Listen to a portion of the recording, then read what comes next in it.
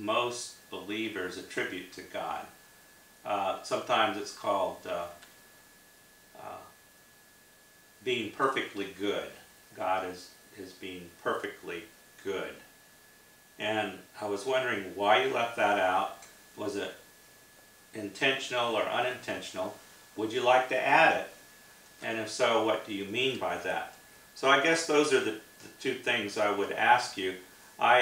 With the rest of your definition, I don't really have a problem. I think you've hit the nail pretty much on the head, and I do agree with you that as long as you are talking about an all-powerful person, there can only be one, because if there were two, then how could one destroy the other, and how could one not be destroyed? It would lead to an internal contradiction. It just wouldn't work.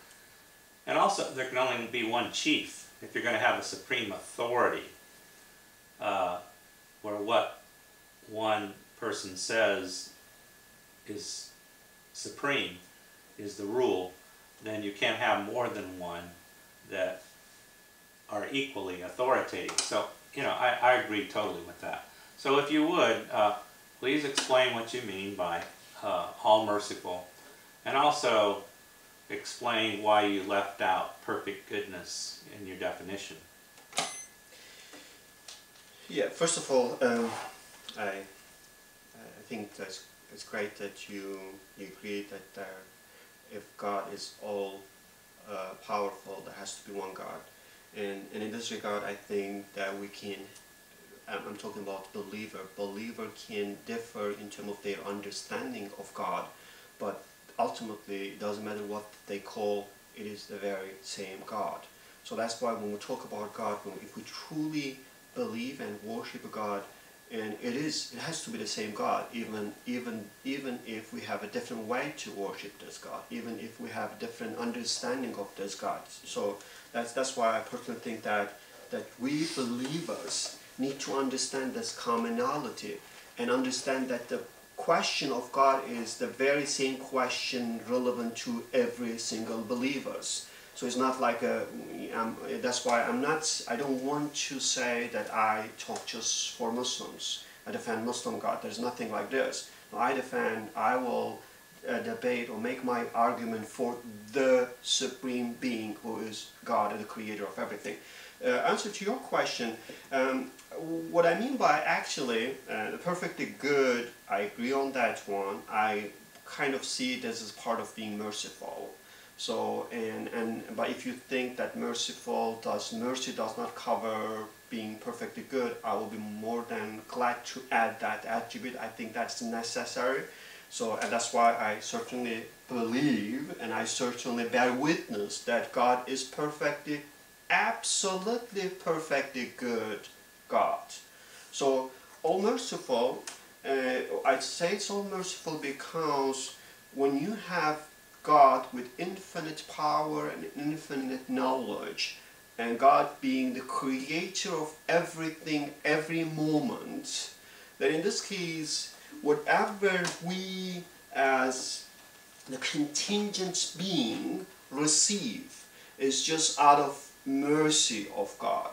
Because for infinite power, there is no need, there is no necessity to do anything, because he already can do whatever he wants. So he does not need to actually do anything. So in this case, if he is granting something, if he is giving something, like giving life and giving sustenance to life, I think all of those clearly indicate that whoever this God is, he is definitely merciful and kind, because otherwise he wouldn't create, he wouldn't give, he wouldn't grant anything to anybody. That's why I think he is all merciful. Okay, I appreciate your adding perfect goodness to the list of God's attributes, and I think that is in line with what most people believe in regard to God. Also, I do agree with you that Jews, Christians, and Muslims appear to be talking about the same God. And I think that if you actually listed all the attributes, qualities, and even history of God's activities for Jews, Christians, and Muslims, they would be in agreement about 80 to 85%. They only differ, 15 to 20%. So, for example, Christians believe that God had a son, Jesus. Muslims and Jews do not agree with that. They, at best, think that Jesus was a prophet sent by God. But they certainly do not believe that Jesus was a God himself or a divine figure. So that would be a difference. But nevertheless, that would still fall in that 15 to 20%. But if you looked at their other beliefs about God, you would see that they were in large part in agreement. I think your use of the term merciful is a little odd. I think it's a little outside typical usage. When I think of the word mercy, what I often think of is, let's say, I think somewhat of a battle analogy, where, let's say, one party has won a victory over another party, and the victor can punish or exact revenge or plunder the victim if he so chooses, simply because he has the power and now the authority to do so. But if he's a merciful victor, then what he will do is not be so aggressive in his victory, not be so punishing in his victory. He'll grant mercy.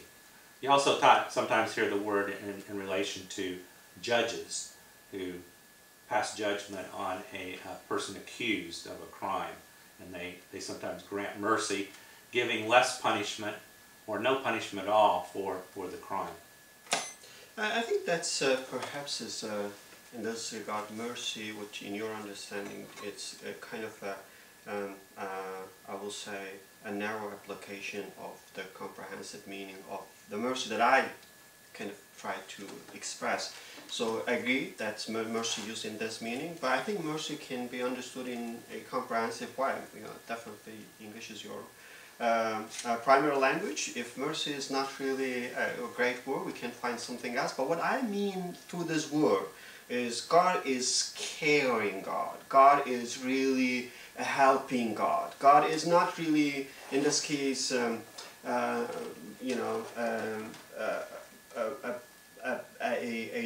person that who enjoy from torturing people, who enjoy from, in this case, from harming people. A God, in my case, who is all-seeing, who cares about everyone, and who provides sustenance out of his kindness, not out of necessity, not out of needs, not out of obligation. That's what I mean. That, to me, it's like if I am homeless and I am helpless and have absolutely nothing, and if